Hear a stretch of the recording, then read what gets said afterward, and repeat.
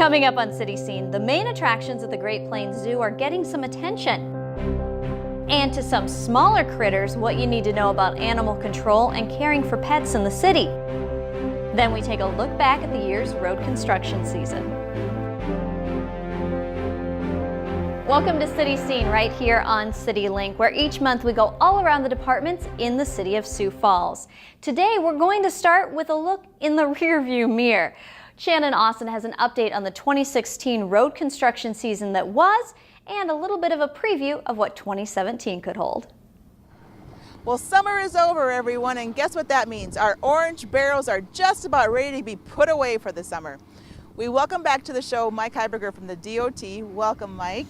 Thanks for having me. Yeah, so behind us is a very important project for the city of Sioux Falls, the reconstruction of Interstate 229 and 29. And so can you give our viewers an update of where the project's construction is at right now? Yes, I sure can. Where we're at right now is I would say the contractor is about somewhere between 70 and 75% done with the project. At this point, we're anticipating that the contractor will meet the completion date of the beginning of November. Okay. As you can see behind us, they're working on the bridge right now. Tentative pour date for the bridge deck is in October, which will also line up to get everything open back up to traffic here back in November.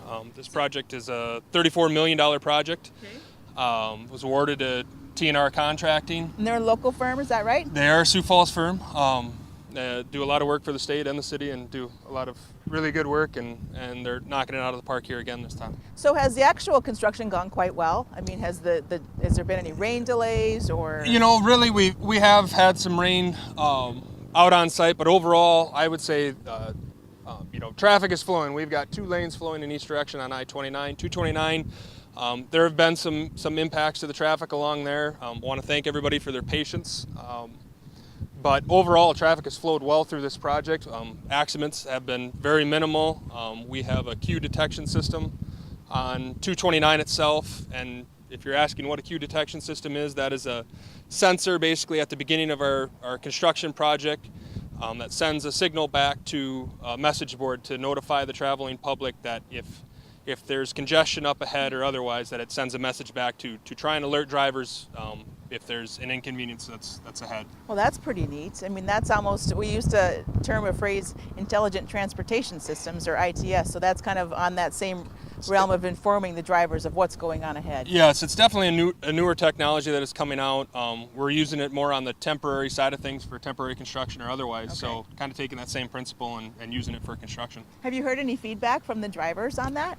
In general, we used it last year, and we found that it helps to reduce crashes. And not only a lot of what we encounter on our projects is we have that first initial crash, and then there are 3 or 4 or 5 crashes back behind that. This helps identify earlier on to the traveling public, hey, there is a crash ahead, and if we place these boards in strategic locations that it would allow the traveling public to get off of this roadway and try to seek an alternate route. So better response times on Right. that. Okay. Yes. Well, that's certainly new technology. Do you have any other new types of technology that the DOT is using on this project? On this particular project, we're using, and we've had for a couple of years now, what's called select subgrade topping. So what the contractor does is he comes out and crushes the existing concrete pavement, recycles it, and uses it back into the sub-base material for the roadway. What this does is helps during these rain events, large rain events or otherwise, that the contractor, it really soaks up the water well, number one, and also creates a good base to build our concrete on. So those are those piles of kind of a white like dirt. Yes, okay. that is all the piles that you will see along here. That's what I term the contractor puts the concrete through a crushing operation and gets it down to a smaller gradation. So we also used that technology on Russell Street, didn't we? We did. Yeah. We so did. It's something yes. that the DOT typically uses. We do typically use. One other thing that we're using on this particular project is we're doing a dual coating, zinc and epoxy coating on our bridge decks. Okay. The goal with that is obviously our bridge decks are very expensive items to build. So we're trying different materials to try and resist corrosion, which comes from all of our salts and sands that we put on our roadway for anti-icing conditions in the winter. So we're using that on both of our bridge decks here today to hopefully extend the life of the structure. And then I also heard that there's going to be some LED lights, street lights in the medians. Is that right? That is correct. We have, I'm not sure the height on them, 150 feet. But we have LED lights that'll be through the I-29 and 229 corridor, kind of finishing out our lighting through our I-90 and I-29 corridors. And that'll certainly be a welcome addition down here because this interchange was pretty dark before. It was dark in the before, absolutely. Yeah, I think definitely will be lighting things up. Okay. Well, that's for the south part of the town. So let's kind of jump up to the northeast part of the city on Veterans Parkway, or the South Dakota Highway 100. We talked earlier with you regarding the next section that was being built from Madison Street up to Maple Street. Yep. Can you give our viewers just a quick update on that project? Yep. Update on that project is it's complete and open to traffic. Awesome. So hopefully there's no impact anymore. So we've got great vegetation, the concrete pavement's all down, we have all of our pavement markings done, the actual contract, the contractor met the completion date, so I would say it was a positive impact for the area. And that traffic signal at Madison Street, that'll be operational now forever? At this point, I believe it's still in the blinking phase, but the overall goal was that it will be operational. Okay. Coming ahead. Okay, so it is open to even the bike and pedestrians who want to use that side path. They can definitely absolutely. use that. Everything Wonderful. is open to all types of traffic. All right, so then jumping up to the next phase then, from Maple Street up to Rice Street, that's a project that's scheduled for 2017. Can you give our viewers an idea? Will there be an impact to traffic on that project? You know, you will see an impact. So this project was actually just let this week,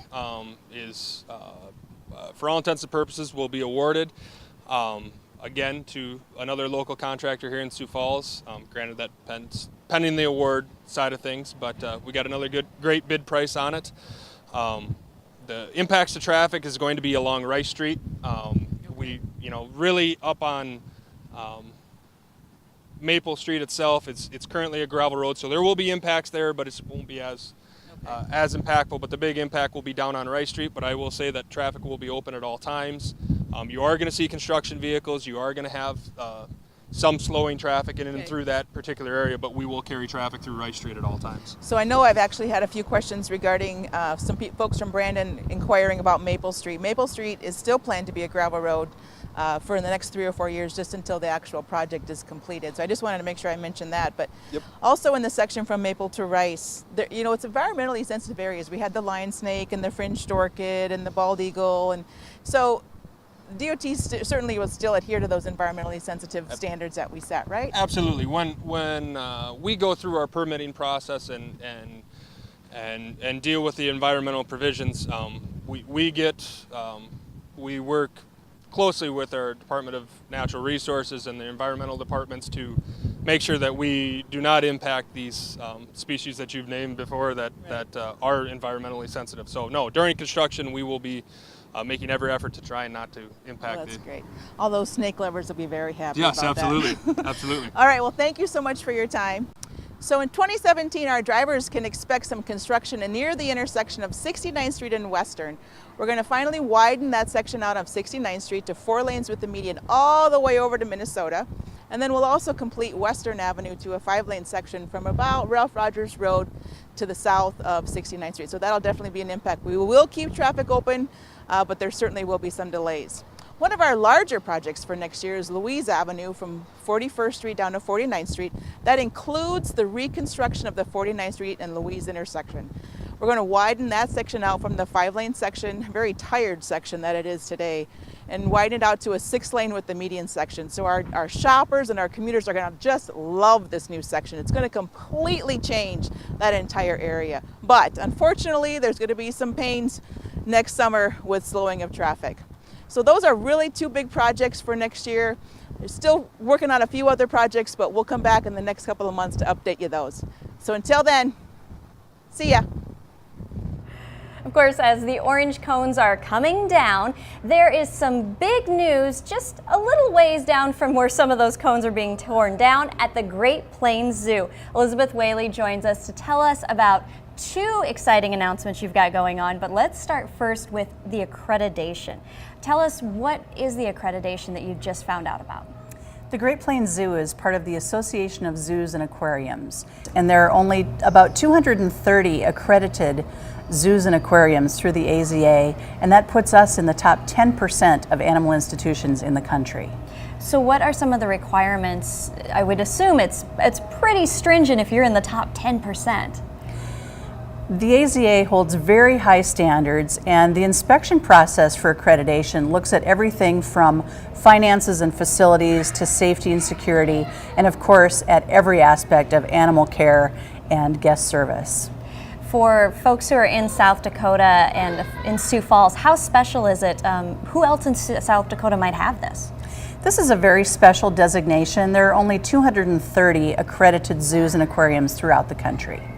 And when people come through the door, it might not be something that they look at or ask about, but what are they going to notice that makes the Great Plains Zoo different because they have that AZA accreditation? The Great Plains Zoo lives to these very high standards that the AZA has put in place. And so you can rest assured that the whole place has been inspected and that everything we do, we work to make it be at the highest quality standard. What's that inspection process like? How often does it happen? Every 5 years, the AZA sends a team of inspectors. Those are experts from other zoos that are looking at operations, animal care, veterinary practices, finances, and they come in for about 3 days, do a thorough inspection of everything in the facility, and then make a report to the AZA Accreditation Commission. And then that's when you guys hear that you've got it after that.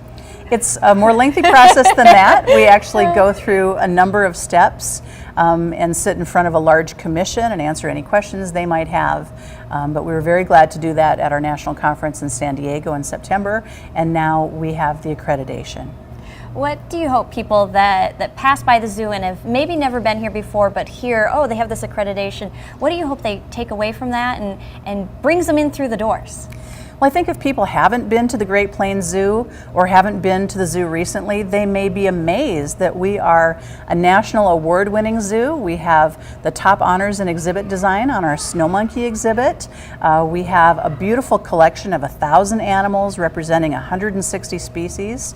And they might be amazed that we're breeding in 24 endangered species breeding programs. So here in Sioux Falls, they can see rhinoceros, tigers, snow leopards, penguins, giraffes, a really amazing collection of animals. And you mentioned breeding and rhinos. I understand we have another celebration in addition to the accreditation, a birthday celebration, and you and I are going to head out and see what that's all about. We're getting ready to introduce you to that brand new baby rhino, and it's very exciting. He's so cute, it's so much fun for our zoo, but it's also really important for the population of eastern black rhinoceros in North America. All right, let's head outside and meet him. Let's do it. Okay, Elizabeth, tell me who has joined us right now. We are joined by Imara and her brand new calf. Tell us about the calf and was born in September, right? This calf was born September 12th and has gained about 10 pounds a week ever since. So he started out at 103 pounds. And you can see at some point he'll be as big or bigger than Mom. And Mom weighs in at, well, when she was pregnant, she weighed in right around 2,700 pounds. And women worry about gaining weight during pregnancy. At least you're not a rhino, right? Well, I think she was just happy to be doing that job of producing a really great kiddo. Probably wasn't worrying about watching her weight. And now she's nibbling on some lettuce, getting a little bit of treat. So tell me how rare it is for a baby rhino to be born in captivity and how special this makes an exhibit like this in Sioux Falls.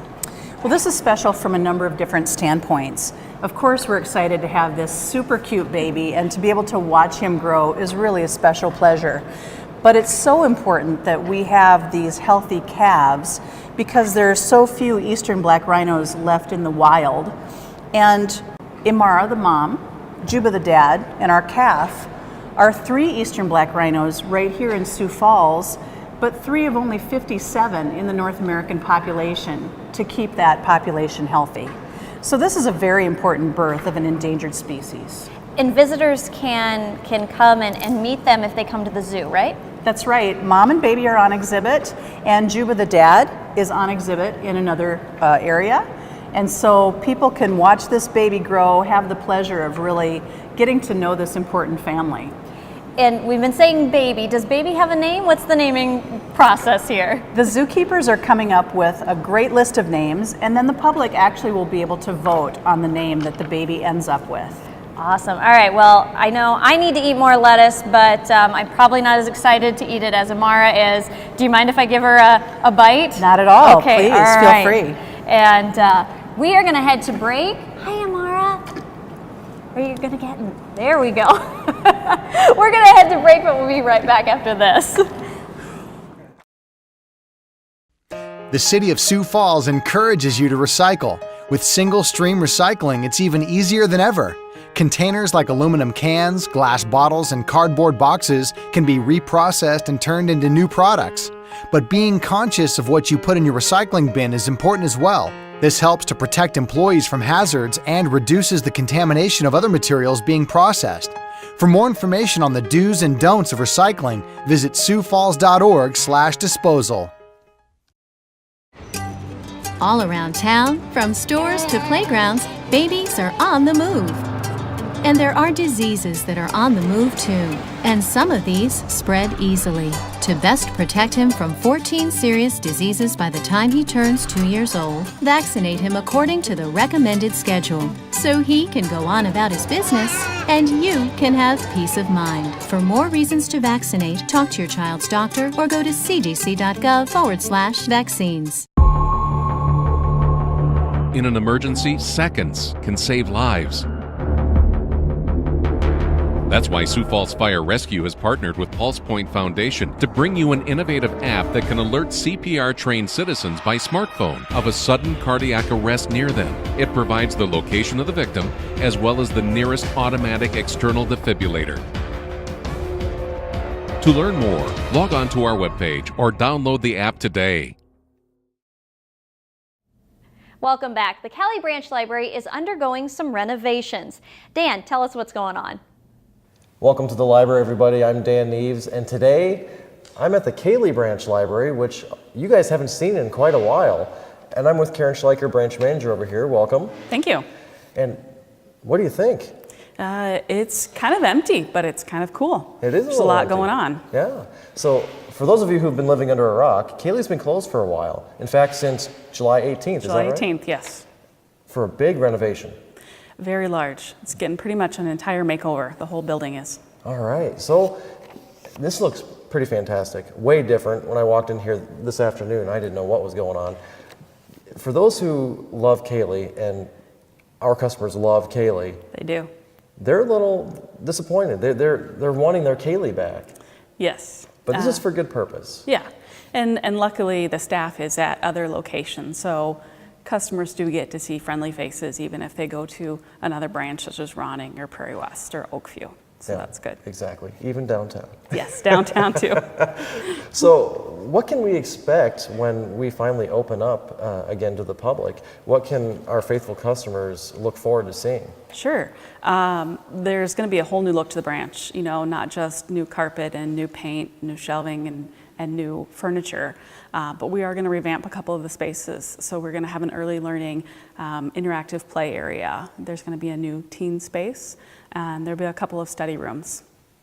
Study room, something we've needed for a long time. Yes. Yeah. And teen area, that's terrific. No longer a little niche. We're going to have something a little grander than that, I think. Yeah, it's going to be a bigger space dedicated just for the teens, and it'll be, you know, a fun interactive area for kids to study and check out, you know, all the stuff that we have at the library to offer for teens. Very good, very good. So I don't want to give everything away because we're going to do a big, another video here when we're ready to open and show everybody what's going on. But for those of you who notice, there are no books in here. There's no anything in here. Where is the collection right now? We did a couple of different things because, of course, the construction crew has to have access to all the spaces in the library. Even all of our furniture is gone. But the books, we did try to move a lot of our collections to other branches. So you'll notice that a lot of our branches are really full with materials right now. And that's a good thing because customers have access to the materials that were at Cali. Unfortunately, the libraries couldn't take all of our stuff because we have a very large collection. So some of our items did get put in storage for just a couple of months. But most of it is around at other locations, like you say, and being very well used even now. Yes, most definitely. All right. So July 18th, we closed. Construction kind of hit the ground running. When can we expect to open? As long as construction stays on schedule, we're hoping to open that first week of December. All right, so tentatively the first week of December, which is amazing. This is construction, so you never know. Right. But boy, that's coming quick. That's coming quick. Yes, and we're all looking very forward to getting back into Kaylee, both right. staff and customers alike. Yeah. Any one little hint we can have on what's one thing we can be excited about? For those customers who go downtown or Ronning or Prairie West, they've already had the experience of the automated check-in machine. Oh, yes. And Kaylee is going to get that as well. So that Those are really cool. Yes, they're very nice. And customers can get a receipt of everything they've got checked in right at that point that they do it themselves. So very nice feature. Well, folks, for more information on our ribbon cutting date, when we'll actually be opening Kaylee again, and to follow the progress, visit us on social media, visit our website, siouxlandlib.org, give us a call at any of our friendly branches, but follow us on social media, Twitter, Facebook, Instagram. We've got updated pictures, information on those things as well. Well, Karen, thank you for your time here today, and we look forward to being here early December. Yes, thank you. Thanks, Dan. Well, fall means it's time to turn over a new leaf. Actually, it means it's time to pile up all those old leaves. The City of Sioux Falls recently opened 2 leaf and branch drop-off sites to assist with fall cleanup. The 2 leaf and branch drop-off sites are located at 1015 East Chambers Street, west of Cliff Avenue by the Household Hazardous Waste Facility and Public Works Street Division, or at 100 North Lyon Boulevard, that's just west of W.H. Lyon Fairgrounds. Those drop-off sites will be open now through Sunday, November 27th, and you can head over there Monday through Saturday from 9 to 5 or Sundays from 12 to 5. The cost of dropping off leaves and branches is $3 per load for cars, pickups, full-size SUVs, vans, or 2-wheel trailers. Now, larger loads, lawn service companies, and commercial businesses will not be accepted at the temporary drop-off sites, and they must go directly to the Sioux Falls Regional Sanitary Landfill. Officials are asking the branches be placed in piles separate from leaves, and leaves must be removed from plastic bags. All loads must be tarped or in an enclosed vehicle. Plastic bags, large trees, stumps, rubble, and household garbage are not accepted. General information regarding the landfill, including those hours of operations, rates, and materials accepted, can now be found at siouxfalls.org/landfill or call 605-367-8162. All right, now let's branch off to a different subject, our furry family members and some of the 4-legged creatures that also call Sioux Falls home. Being a pet owner is a big responsibility, and there are some things that Animal Control wants you to know about being a pet owner. My name is Missy John. I'm an animal control officer for the Sioux Falls Police Department, and this is my little girl here. This is Cairo, who's a 10-year-old German Shepherd. Today we're going to talk about just some basic requirements that are needed to have pets inside the city limits. Every dog and cat inside the city limits does need to be vaccinated for rabies, and those can either be done in a 1 or a 3-year increment depending on what your veterinarian offers. And also, the city does require a city license for your cat and your dog, and those also can be done in a 1 and 3-year increment. So you can get those from your vet at the same time that you get your rabies vaccinations.